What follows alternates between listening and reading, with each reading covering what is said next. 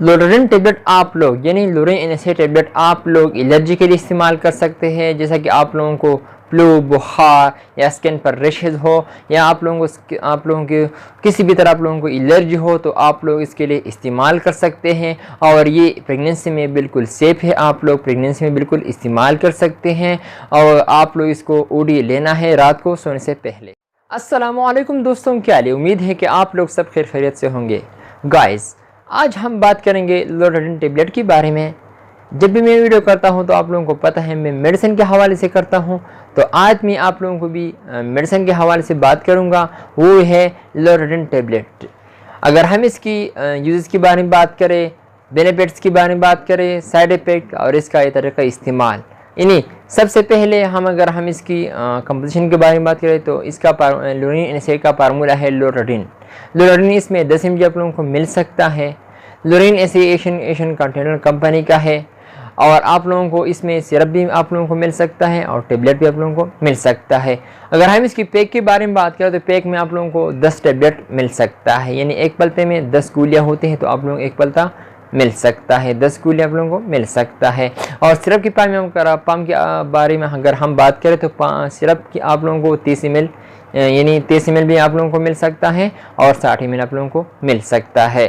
और अगर हम इसकी तरीका यानी यूज़ के बारे में बात करें तो हम इसको कौन सी बीमारी के लिए इस्तेमाल कर सकते हैं, तो गाइस ये असल के एंटी एलर्जिक है।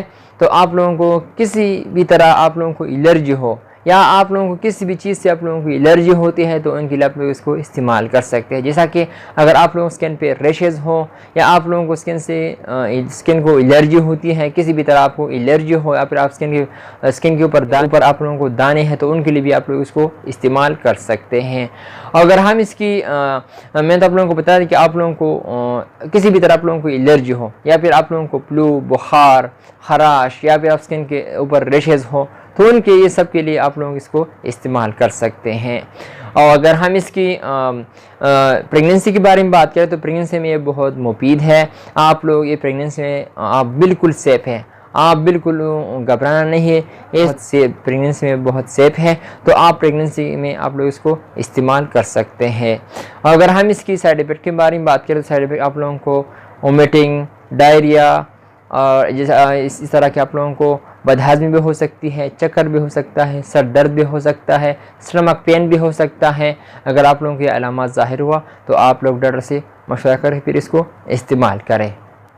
अगर हम इसकी काउंटर इंडिकेशन के बारे में बात करें तो काउंटर इंडिकेशन आप लोगों को किडनी पेशेंट को बिल्कुल नहीं देना, लिवर पेशेंट को बिल्कुल नहीं देना। और इस तरह आप लोगों को जिस पेशेंट को इससे एलर्जी होती है तो आप लोगों इसको बिल्कुल नहीं इस्तेमाल करना।